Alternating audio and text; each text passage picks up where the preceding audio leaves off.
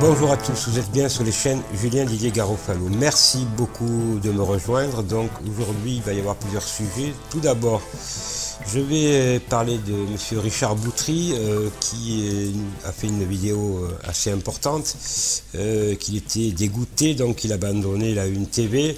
Je le regrette bien puisqu'il m'a permis, et puis il a permis à d'autres personnes de pouvoir s'exprimer, 300 personnes.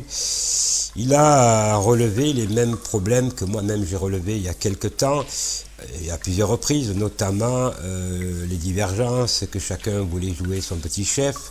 Malheureusement, aujourd'hui, on se rend compte que dans les lanceurs d'alerte ou des demi-lanceurs d'alerte, ou plutôt des rigolos qui s'interprètent les sauveurs de la France et qui se divisent, et se divisent tellement que ils ont dégoûté monsieur Richard Boutry et en l'accusant de tous les maux, alors qu'il nous a donné comment ça s'appelle, la liberté d'expression, ce qui est important.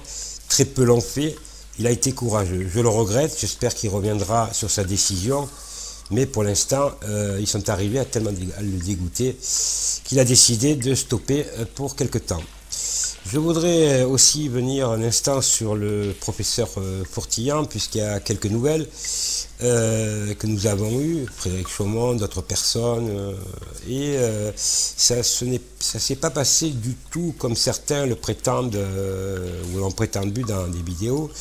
Donc le professeur Fortillan donc a enlevé son bracelet, non pas lui-même, mais a eu l'autorisation d'enlever son bracelet où il était donc à Chaudes.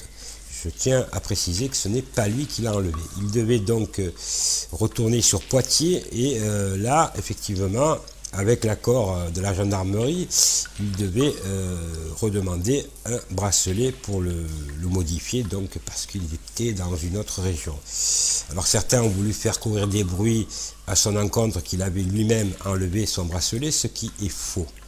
Faux, et c'est diffamatoire, notamment vis-à-vis du professeur Fortillan qui aujourd'hui est incarcéré, mais ça change de tout. Je pourrais continuer longtemps sur des nouvelles du professeur Fortillan, mais c'était pour moi important de vous le dire. Il va certainement bénéficier, il va demander une mise en liberté, mais pour l'instant, pensez bien que ça va prendre du temps, parce qu'il y a eu un procès, donc il est incarcéré, il faut attendre. Il faut attendre que son avocat, il est enfin un avocat digne de ce nom, qui puisse demander une mise en liberté, et je pense que ça pourra se faire. Je ne pourrai pas rentrer dans la forme ni dans le fond, puisqu'il y a une instruction en cours, et je ne voudrais pas lui porter tort. Mais en tout cas, il faut être tous derrière lui et continuer à lui écrire pour l'encourager, parce que à 78 ans, ce n'est pas normal d'être incarcéré au regard de tous ces voyous qui sont en France, qui n'ont pas de bracelet, ou alors quand ils l'ont, c'est très peu de contraintes.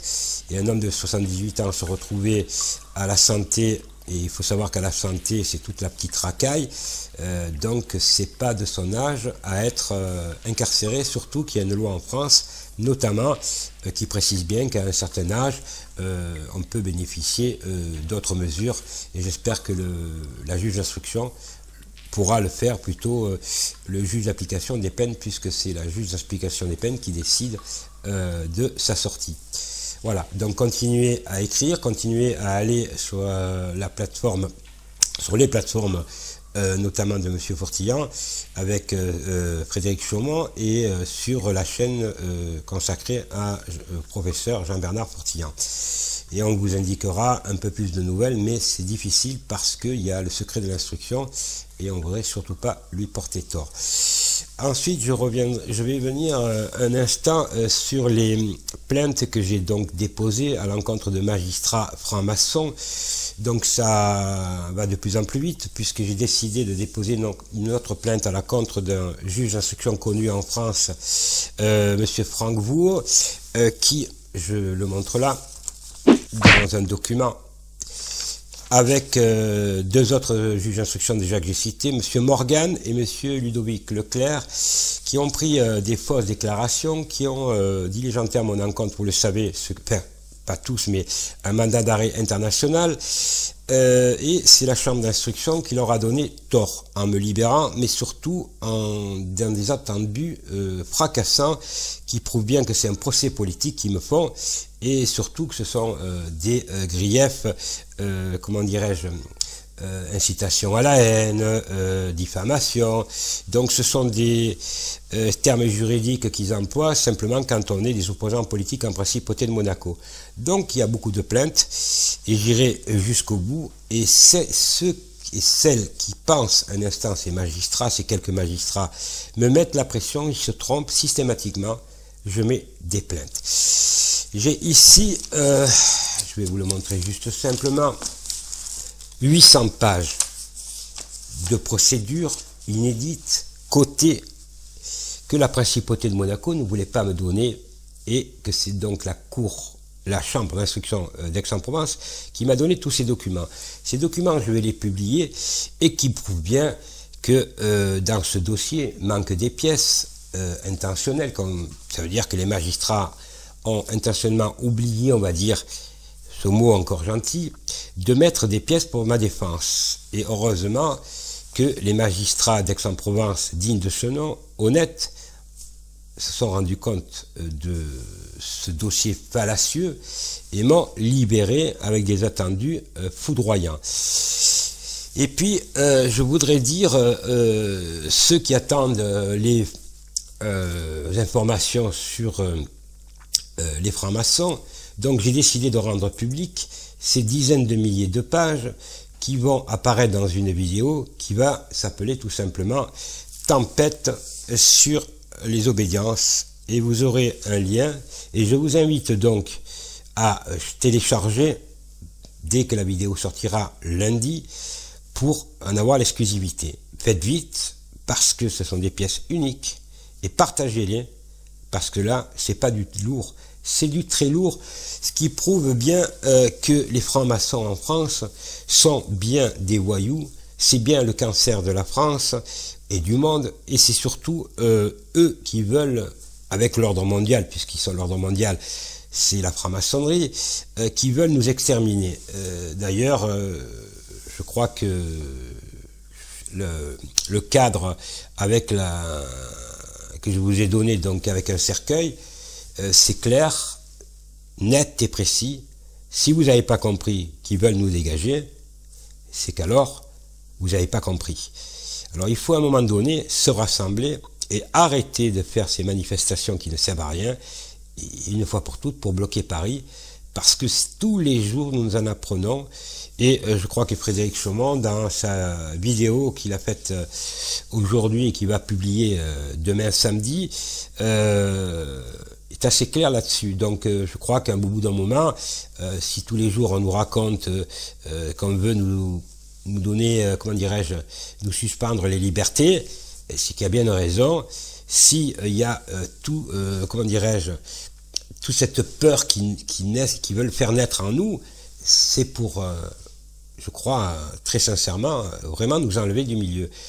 Et vous en êtes de plus en plus concernés. Il est à vous, mesdames et messieurs, aujourd'hui de prendre vos responsabilités. Arrêtons de systématiquement continuer sur les pages Facebook ou toutes les pages à nous plaindre. Il arrive à un moment donné, moi je ne me plains pas, je passe à des actions qui sont des actions redoutables. Je prends des risques en produisant des documents inédits qui vont aller à mon encontre, bien entendu, mais qui vous donnent le cadre de ce que ces gens peuvent faire. Ces gens n'ont qu'une seule chose, c'est que sur la planète, nous soyons plus que 500 millions. Alors vous êtes nombreux maintenant à vous en rendre compte, avec tous ces mensonges, mais jusqu'à quand on va accepter ces mensonges? Qu'on finisse tous dans un cercueil? Je crois pas. Alors c'est à nous à nous relever, c'est à nous à être courageux comme ils ont été nos aïeuls qui se sont battus pour qu'on ait des libertés. Et aujourd'hui, si on a encore un peu de liberté, c'est grâce à eux. Alors essayons d'être dignes de leur confiance, mais aussi de donner un avenir à nos jeunes, ce qui n'est pas le cas actuellement. Et puis, afin d'être dans des choses concrètes, je vous confirme également que je monte une plateforme avec d'autres personnes, vous le saurez en temps voulu, une plateforme juridique qui va s'appeler Jurisconcept, et qui va vous aider à vous défendre juridiquement par des modèles de lettres, notamment, je peux vous en citer quelques-unes, lettre de motivation, lettre à un procureur de la République, lettre à un juge d'instruction, porter plainte pour ce qui se passe actuellement, je ne vais pas dire le nom pour pas être censuré, modèle de plainte pour tentative d'escroquerie, pour des plaintes auprès de la gendarmerie, etc.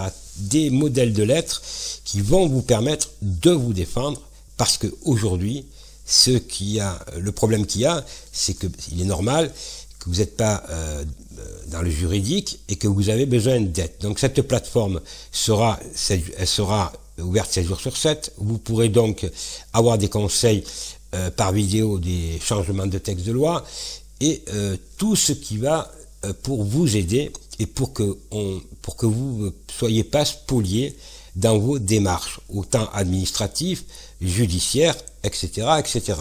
Donc cette plateforme, c'est unique, elle vous permettra vraiment de vous défendre et vous pourrez me téléphoner ou à d'autres personnes qui s'en occuperont 7 jours sur 7 en direct afin de, comment dirais-je, puisque vous êtes tous, on est tous conscients que les avocats, les magistrats sont tous francs-maçons et que donc là, il faut se battre avec des vrais conseils.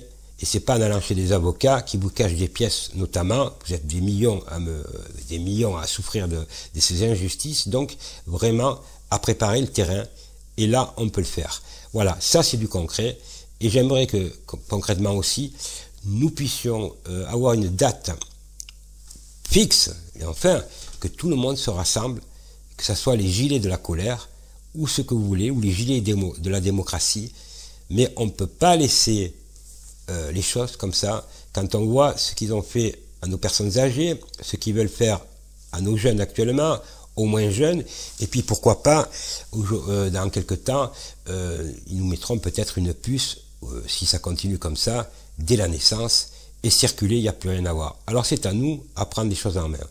Mesdames et messieurs, je tiens à vous remercier, et n'oubliez pas, lundi, tempête sur les obédiences, et là, vous allez avoir ma réponse, et les francs-maçons vont avoir ma réponse. Et puis, je m'adresse à ces francs-maçons qui, chaque jour, essayent pas qu'essayent, ils me menacent, ils mettent des pressions sur d'autres personnes, je ne les citerai pas là. Eh bien, je leur dis, vous voulez la guerre, vous avez la guerre, et maintenant, je mets tout en lien.